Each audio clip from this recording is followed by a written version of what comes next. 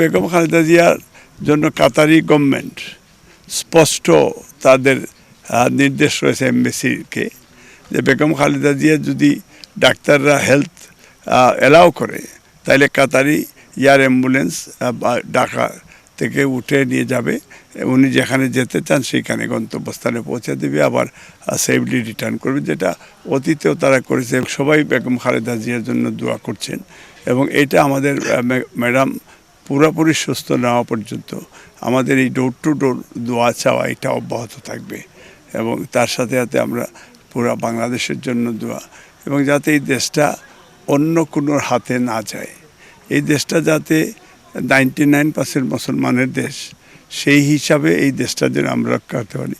আর বাংলাদেশি জাতীয়তাবাদ যারা আমরা বিশ্বাস করি, সেখানে মুসলমান, হিন্দু, খ্রিস্টান, বুদ্ধিস্ট একই দেশে, একই এলাকায়, একই গ্রামে আমরা বসবাস করি। আমাদের মাঝখানে কোনো বৈষম্য আচরণ নেই, কোনো বৈষম্য নীতিও নেই।